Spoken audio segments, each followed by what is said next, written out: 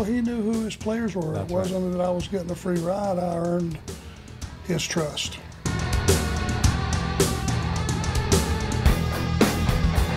I want to talk to you a little bit though here about Mike Graham, because that's not someone that we've really talked about or spent time with here. Unfortunately, like his father before him, he took his own life. But prior to his death, Arn, Mike was a capable worker, and he'd become an agent for WCW.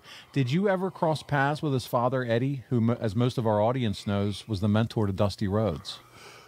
Probably one of the guys that had been around as long as I have. I'm probably the only guy that didn't come across, Mike's dad, Eddie Graham. I just never worked that territory. And in those days, if you didn't go to that territory, you wouldn't have seen him because he never left. He owned the territory. So either you went to him or you didn't run into him, and there wasn't a lot of shows that companies, were blended together. So I know this, Mike Graham was a guy that had a lot of knowledge from growing up in the business. His dad was one of those that's recognized as being a genius in the business.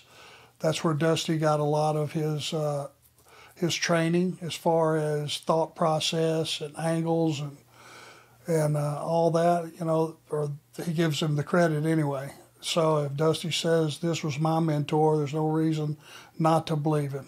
The Horsemen took on that harder edge, those black and white promos. You guys are in the junkyard.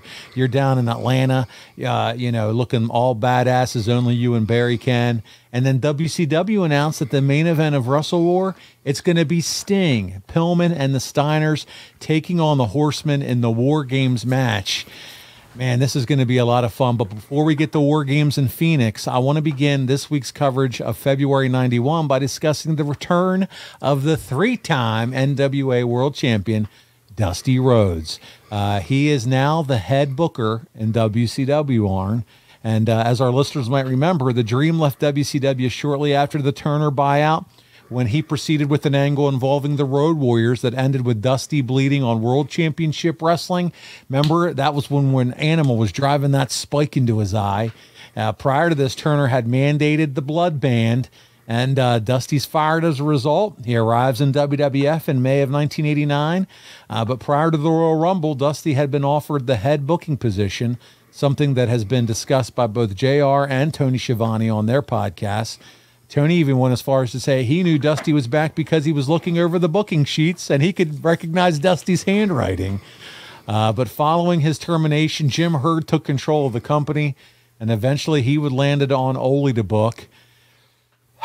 But I guess following the disaster that was the Black Scorpion, Ole was removed from the position once Dusty accepted the position back. Arn, that's a lot of information I covered there, but I think it's important to remind our audience just how Dusty Rhodes came back to this booking position. And now I'm going to ask you, when did you know that Dusty was returning to WCW and would head up creative again? Kind of like everybody else. It just came as an announcement, really. I knew Ole was not going to last. He wasn't going to butt heads with Jim Herd. Ole had too much money and too many kids. He wasn't going to hang around and, go through that aggravation. But, I was excited when Dusty came back. Just because I was familiar with his booking style and his thought process and all that. And I liked him personally. It just all kind of happened bang, bang, bang, though, didn't it? It was pretty quickly. It did. And, you talk about Dusty. We know your admiration, respect for him. I mean, he's the guy that really helped give you your first break as far as, in wrestling. And now he's back in power. So you got to feel like a lot of guys are excited to see Dusty come back in. Yeah, no joke. And, I think it didn't work out badly if I've got my timing right. I think I had lost the TV title to Tom Zink. You did. And he had it for a week or two, and Dusty came in and booked me for the TV title. We're going to watch it this month, pal. We have that clip. Tom. So we'll talk about it when we get to it. Oh, yeah. So there it is. So on screen, though, we're also going to see Dusty and hear him a lot because you're going to see him on a lot of these clips. He's the broadcast partner of JR. So not only does he come back as head booker, but he's also going to do commentary. As a wrestler, Arn, who relies on these two men to paint the picture of what's happening in the ring, to tell the story in the most accurate way, what did you think of the Dusty and JR pairing? With Dusty, you never know what you're going to get. You know, JR is going to cover everything, right? Yeah. You know, JR is going to stay, for the most part, play the straight man and give you the facts and figures and all that. It was one of those that wait and see, but I had high hopes for it. Dusty, you never knew what he was going to say. That's for sure. Last week, we had the clip of him saying, put your wife in a front face lock and lean on her. That's not everyday jargon for most broadcasters, is it? No, it's not. But, man, it's entertaining as hell. I liked it. Yeah, it popped you. So, it was popping us at home. In my house, it wouldn't have flew. Aaron would have just backdropped me off the front face lock. So. Oh, so good.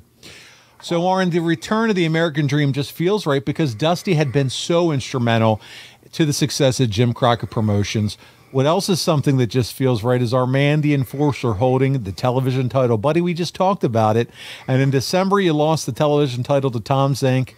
Zink would not hold that title for long, as you just said, losing that title back to you in a match taped in January for the February 2nd edition of World Championship Wrestling.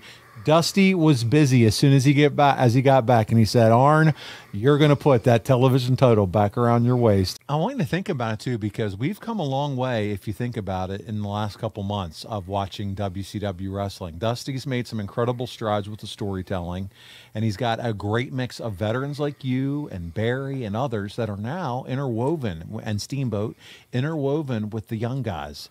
You got Dustin, and you got Ron Simmons, and you got Steve Austin that are now kind of part of this. This is a lot of fun, and it seems like he's hitting on every cylinder when it comes to booking. Yeah, absolutely, doing a great job, and you're creating some new stars.